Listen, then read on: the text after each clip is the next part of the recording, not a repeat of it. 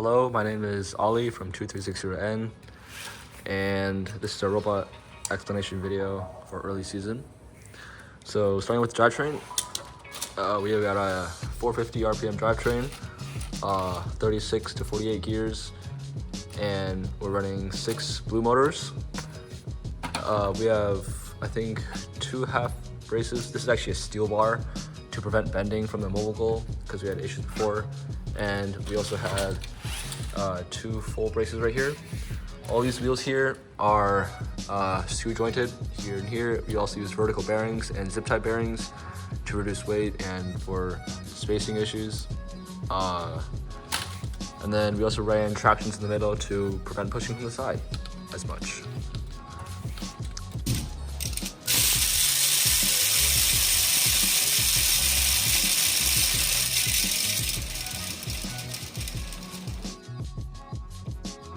For intake, we have a 600 direct intake right here. It just runs from this motor all the way to this 36 tooth gear where it switches direction for the intake and hooks. We would have used 5.5 watt motors, but we don't have them, so it's the only option for us. We use these flaps right here, these polycarb flaps, to prevent the ring from getting thrown out from the hooks, mainly because our entire hook system is placed too high up, but that's due to this cross brace here. Very annoying. We're gonna fix it with our next robot. And that's also the reason why our intake ramp is so steep. I don't know if you can see it, but it's like right there. So if I run it,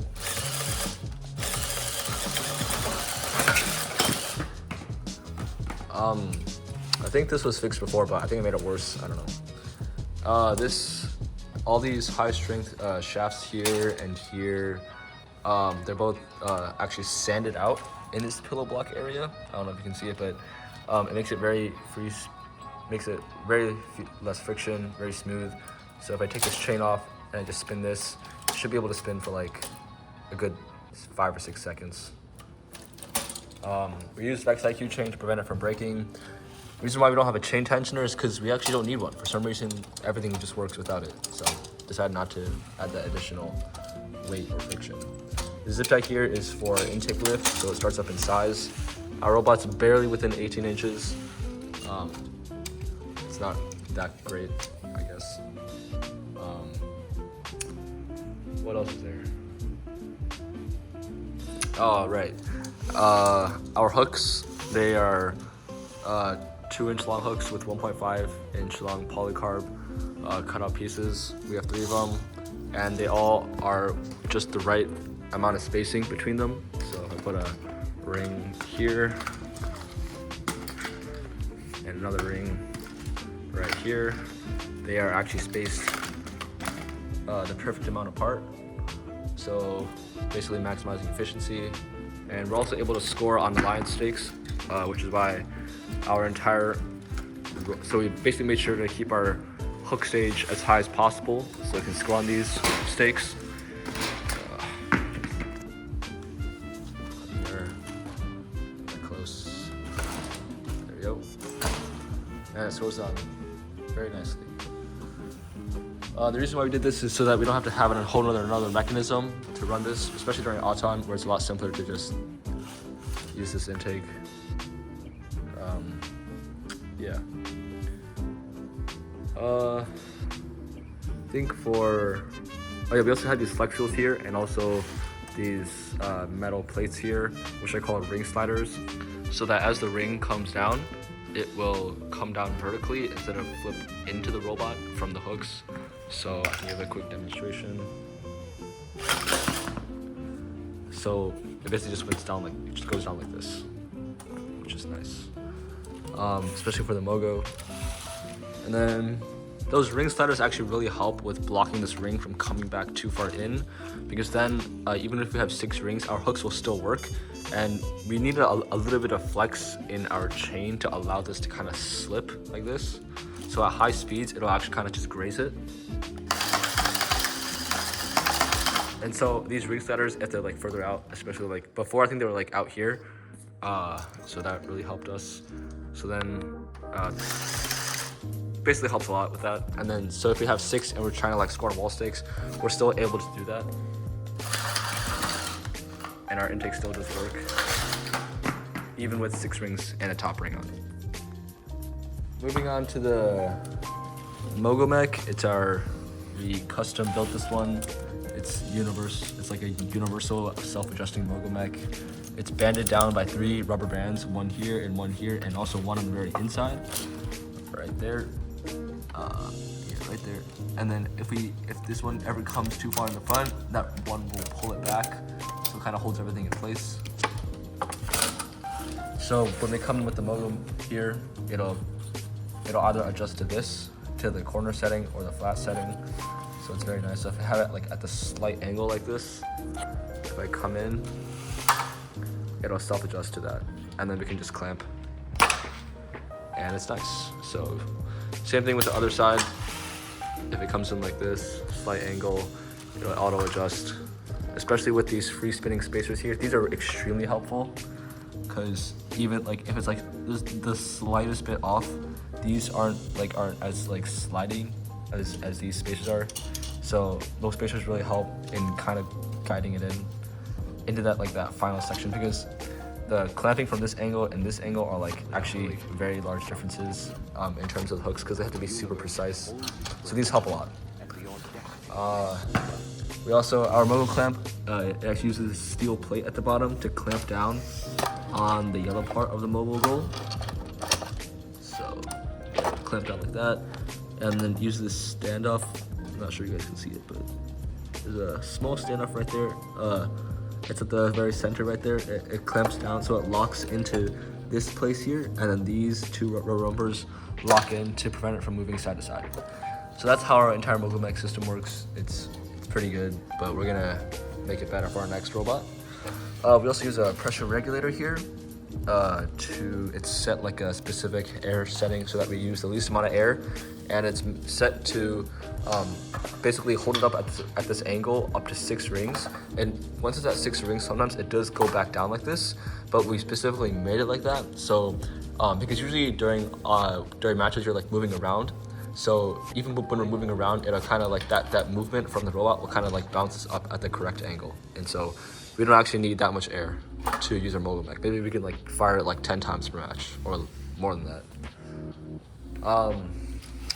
Moving on to the Doinker, it's just a simple 1-piston Doinker. We have this free spinning wheel on top so that we don't get stuck on the metal field walls, especially on those corners there. So it can quickly get around rings. And then this one, it sweeps. It used to be longer, but it used to be able to like sweep the top 2 rings, but we had to like cut it down because it actually went outside of the 6-inch extension range. So yeah, that was kind of unfortunate. But we kind of use this to sweep rings around, sweep mogos as well, to like clamp down. So once it actually clamps down, activates, it's not letting go. It's just gonna drag this mobile goal around the entire field until we release it. So that was pretty cool.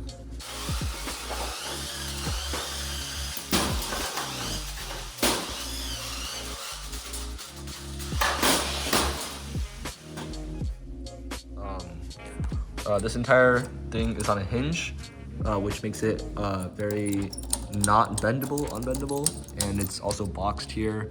And then this is a double 1x1 angle, and yeah, that's pretty much it. I can like fire it. Pretty good. You can see everything's kind of bent because it just came back from our competition. We did win that one. Shout out to Carter for helping us win. For hooks, for our arm, it's like a hybrid fish mech, which is very interesting compared to the usual Lady Browns. We did this because we didn't have time, and we also didn't have space for whole Lady Brown, mainly because of our like main setup for our hooks. So the way this works is if there's a ring here, we use this distance sensor here. The other one's a color sensor for color sorting. I can show that to you guys later. But this distance sensor, it senses if there's a ring. So if we hold down a button on our controller and we run the intake, it actually makes the intake slower. So we first intake the ring, and then we just hold it at about like any position here, it doesn't really matter. And then the moment we drive up to the bar,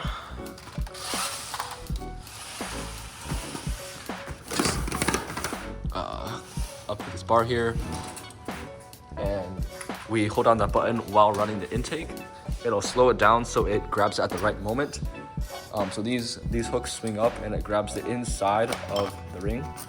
So I can do a quick demonstration.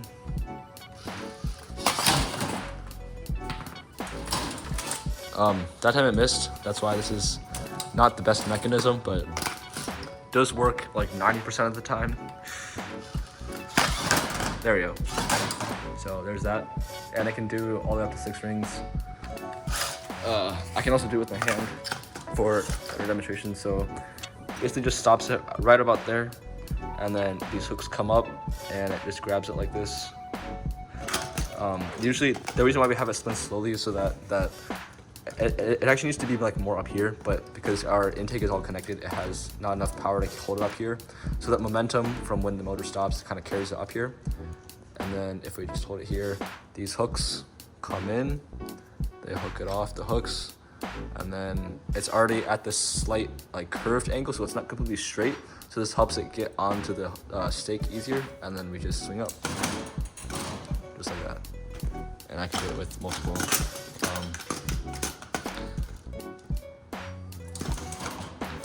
And the faster it is, the better it is. So then it swings, it just kind of gets past the squishy part faster. But yeah, that's basically it. And then for a color sort, we just use the optical sensor here. We have 2 buttons on it for one for blue, red and blue. They both kind of activate that light there. So I can show that real quick as well. Here's red. You see that, well, moment it senses it, brings it back. It's supposed to go faster than that though, so there we go. And then here's blue. Just like that. All right, and I think there's also some miscellaneous stuff. For our weight, it was about like 15.5 pounds, not the heaviest, also not the lightest, but it worked fine for us. We didn't have any tipping issues, even though we have this motor kind of up here and some other stuff. But most of our weight was actually set down here, so that was good. Yeah. And then our inertial sensor is at the bottom of the robot. It's right there, just right in the middle, protected from everything. And then cable management, if you guys are looking at it, not very good. Because I was kind of lazy. We didn't have enough time. And then got custom license plates. They're double-sided, so they're easy to swap, and then we don't have to keep all 4. Like, we don't have to like have separate plates, and so everything's just on a robot at all times. Makes it very easy to keep track of stuff. So just like that, and then you just screw the 2 screws on.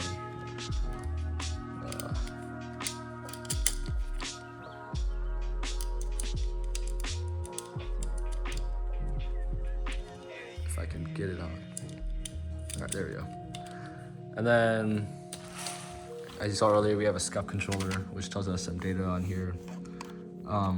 If the mogul mech is on, we also have like a vibration built into it. So like, if it's closed, it'll make those two vibrations, and if it's open, you use that long one. So we'll know kind of based on like tactilely and also visually if our mogul mech is open or not. And I think that's basically it for this robot explanation. I'll probably include clips throughout the video.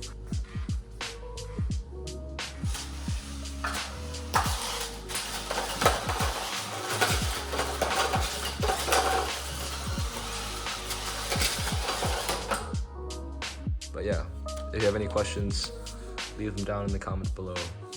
And thank you for watching.